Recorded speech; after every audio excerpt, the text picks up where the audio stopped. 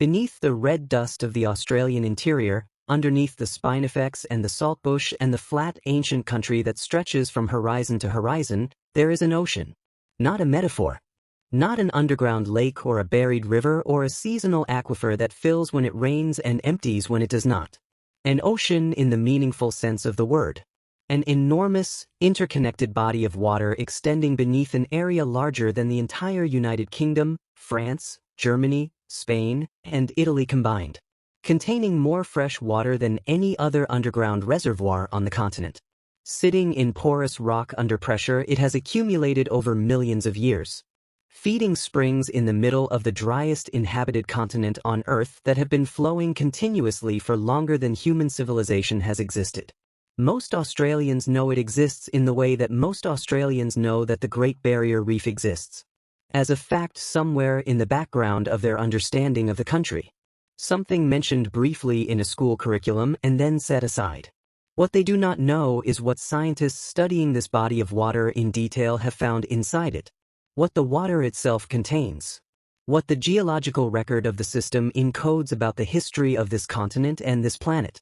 And what the research of the last 20 years has revealed about the deep connections between the water underground and the ecology, the geology, and the human history of the landscape above it.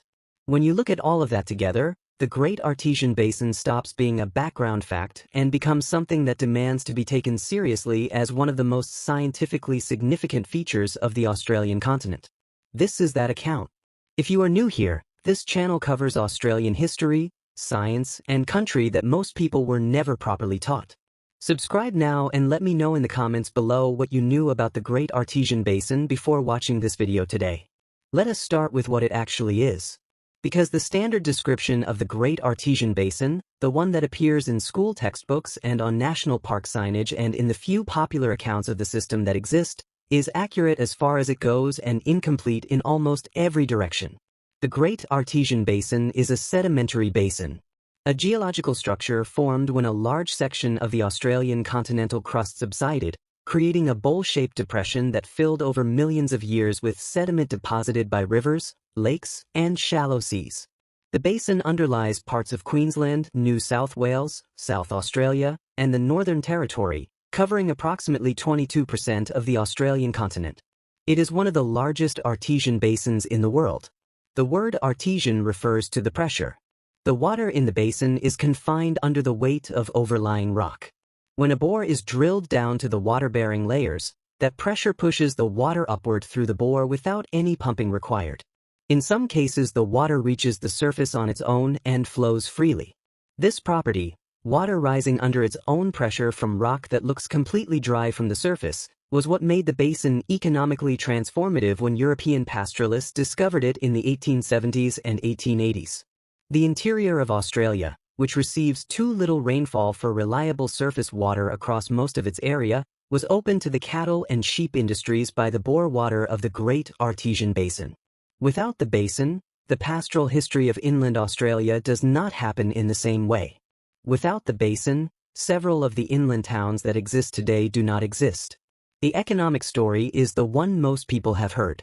The scientific story is the one almost nobody knows. Let us start with the age of the water. The water in the Great Artesian Basin did not fall as rain recently. It fell as rain a very long time ago in the recharge zones along the edges of the basin, primarily in Queensland's Great Dividing Range to the east, where the rock layers that carry the water through the basin emerge at the surface and absorb rainfall. That water then begins a journey westward and northward through the porous rock, moving at rates that are almost incomprehensibly slow by the standards of surface hydrology. Millimeters per year in some portions of the basin, centimeters per year in the faster sections.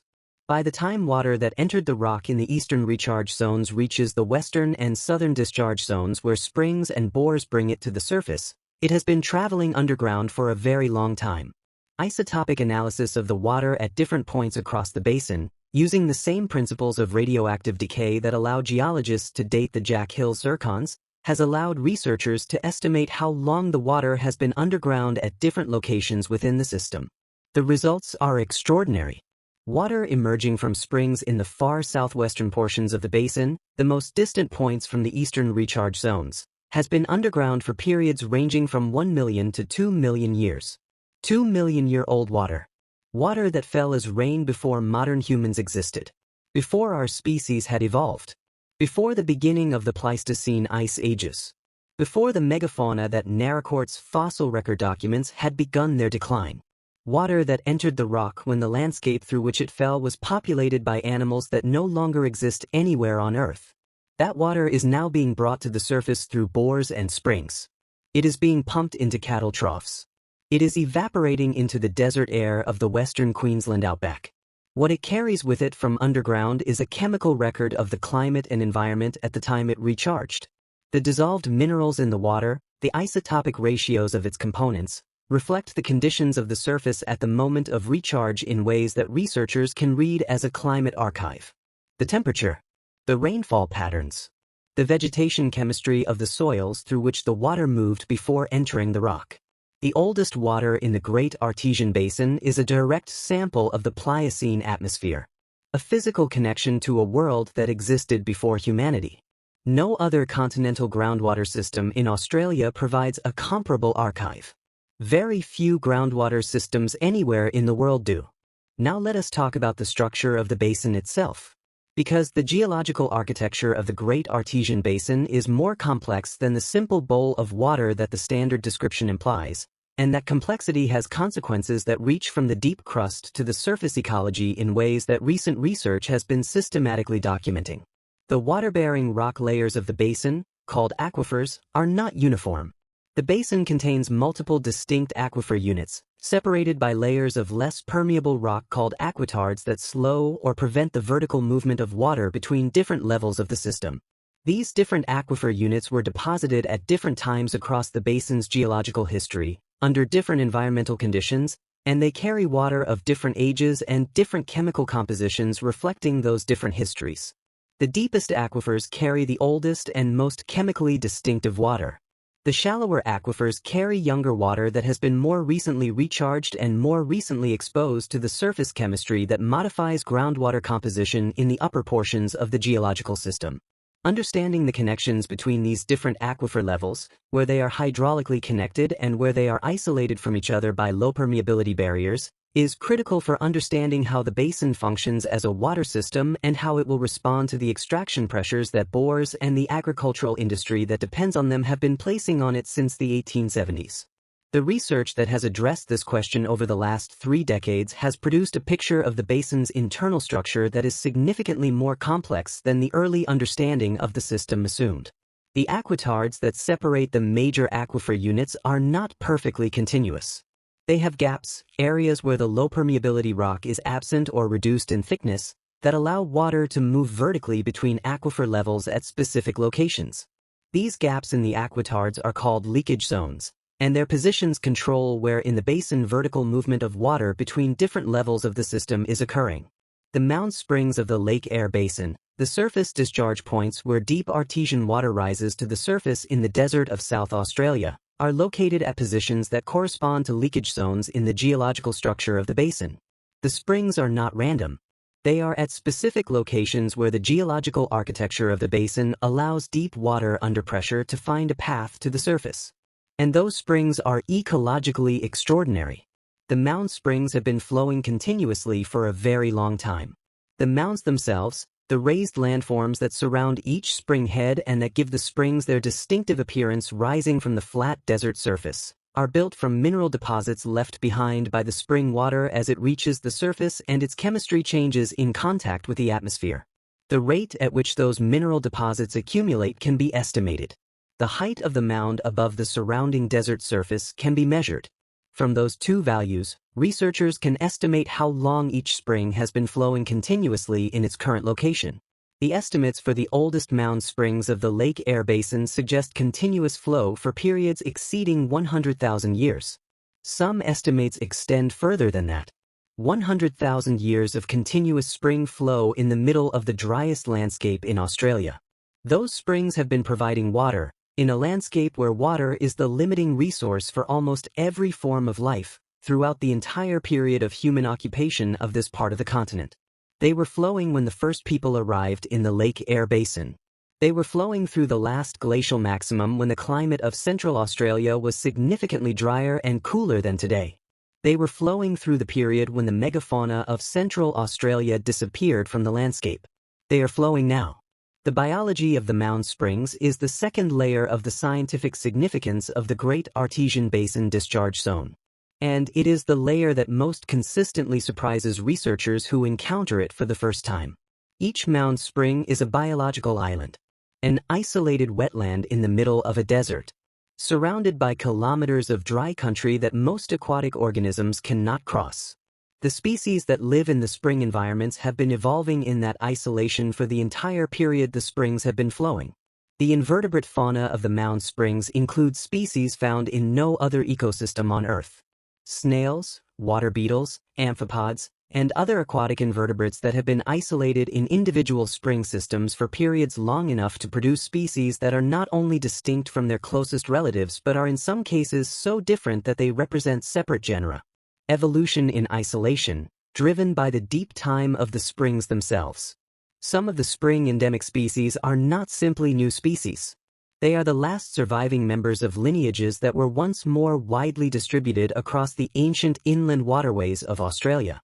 As the climate dried over millions of years and the inland lakes and rivers of the continental interior became increasingly scarce and eventually disappeared, the populations of aquatic organisms that had been distributed across that ancient wet landscape contracted to the last permanent water sources. The mound springs of the Great Artesian Basin are the last refugia of those ancient inland aquatic lineages. The snails in one South Australian spring system are the surviving descendants of species that were once distributed across the inland water bodies of a much wetter Australia. Their ancestors lived in lakes and rivers that no longer exist. Their descendants survive because the Great Artesian Basin has been delivering water to the springs they live in for longer than the landscape around them has been desert. This is the same pattern of refugium biology documented at Naracoorte, at the Blue Mountains, at Kalkajaka, at every Australian site where geological stability has maintained conditions that the surrounding landscape lost. Australia's geological conservatism, its resistance to the tectonic and volcanic processes that continuously reshape other continents, creates refugia, spaces where conditions have persisted through changes that eliminated those conditions everywhere else. And in those refugia, life persists in forms that carry the history of a very different Australia encoded in their biology. The Great Artesian Basin is the largest refugium on the continent. Now let us talk about the human history. Because the springs that the Great Artesian Basin discharges at the surface have not been important only to the specialized biology that has evolved in them. They have been important to the people who have lived in this landscape across the full span of human presence in Central Australia. The Arabana people, the Diari, the Yandrawanda, and the other nations whose traditional country includes the Lake Eyre Basin and the surrounding regions of central South Australia and southwestern Queensland, have maintained relationships with the mound springs of the Great Artesian Basin Discharge Zone for tens of thousands of years. The springs are not simply water sources in the knowledge systems of these groups. They are significant places in their own right. Places of ceremony and gathering. Places associated with specific ancestral beings and events. Places whose significance is encoded in the knowledge systems that govern the relationship between these groups and their country. The Arabana people describe the springs of their country as the eyes of the land, a phrase that encodes an understanding of the spring's function as points where the interior of the earth is visible at the surface, where the deep system beneath the landscape manifests as something that can be directly encountered, that is literally alive and flowing and warm. Eyes of the land. The springs are warm. Artesian water carries the temperature of the rock it has traveled through. Water that has been circulating at depth for hundreds of thousands of years and traveling slowly upward through the thermal gradient of the crust arrives at the surface warmer than the mean annual temperature of the desert above it. The mound springs of the Lake Eyre Basin flow at temperatures between 30 and 40 degrees Celsius. They are warm in a landscape that can be freezing at night in winter and burning in summer. That warmth, in a desert environment where temperature extremes are among the most significant physiological stressors for any organism, makes the springs refugia not only in the biological sense but in the immediate practical sense. Warm water in a cold desert night. Reliable water in a drought. The springs provided conditions that made the surrounding desert livable in ways that would not have been possible without them. The archaeological record of human use of the mound's spring sites extends back across the full period that dating methods have been able to address in the region. The springs were used. They were returned to. They accumulated cultural significance in proportion to their ecological significance over tens of thousands of years of continuous human presence in a landscape where the springs were the difference between habitable and uninhabitable. The traditional knowledge systems of the groups whose country includes the springs encode detailed knowledge of the spring environments, their water quality, their temperature, their seasonal behavior, and the specific biological resources available at each one. This knowledge is not general knowledge about springs as a category. It is specific knowledge about specific springs, accumulated across generations of observation and use. That specificity of knowledge is the hallmark of tens of thousands of years of careful attention to a specific place. It is the same quality of knowledge documented at every Australian site where traditional knowledge and scientific research have been brought into dialogue. Now let us talk about what the basin's future looks like. Because the Great Artesian Basin is not simply an ancient system operating in isolation from the human activities of the present. It is a system that has been substantially modified by the European pastoral industry that discovered and exploited it, and the consequences of that modification are still playing out in ways that the science of the last 30 years has been documenting. When European pastoralists began drilling bores into the basin in the 1870s, they discovered that the artesian pressure brought water to the surface without pumping. The early bores were not capped or valved. They were simply left to flow freely, and they did, sometimes producing tens of millions of liters of water per day from a single bore. The water that was not used by cattle and sheep flowed across the desert surface in bore drain systems that spread across enormous areas of the outback. By the early 20th century, the cumulative effect of thousands of free-flowing bores was measurable. The artesian pressure throughout much of the basin had declined from its natural level. Springs that had been flowing under natural artesian pressure for thousands of years reduced their flow or ceased flowing entirely as the pressure that had sustained them was drawn down by the extraction from bores across the basin. The Great Artesian Basin Sustainability Initiative, begun in the 1990s and continuing today, has been working to cap and valve old free-flowing bores, reducing the uncontrolled extraction that had been drawing down the basin's pressure for over a century.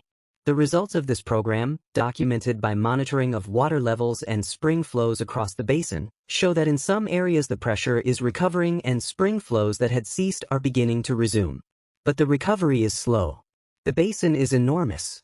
The movements of water through its porous rock are measured in millimeters per year. The timescale on which the basin operates is geological, not human. The interventions that human activity has made in the system over the last 150 years are significant disruptions of a system that operates on a timescale orders of magnitude longer than the period of European settlement. Whether the basin will fully recover to its pre-European pressure state, and on what timescale, is a question that the current monitoring data cannot yet fully answer.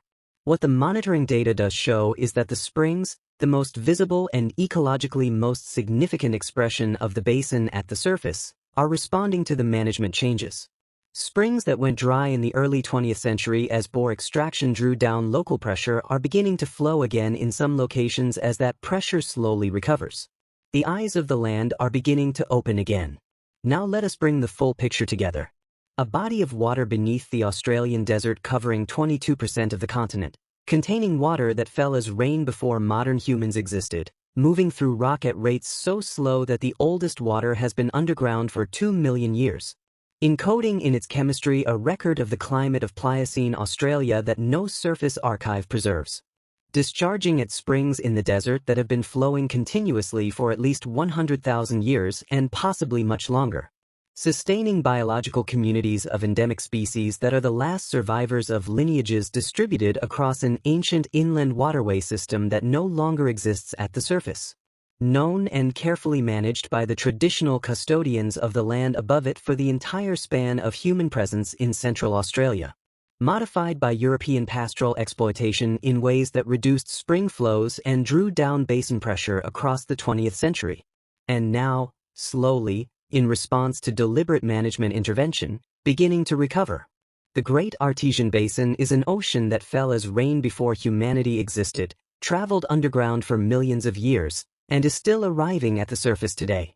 It is one of the most scientifically extraordinary features of the Australian continent. It is underneath the country right now, and the eyes of the land are watching. If this changed how you think about the Australian desert and what lies beneath it, leave a comment below and subscribe for more Australian history and science that most people were never properly taught.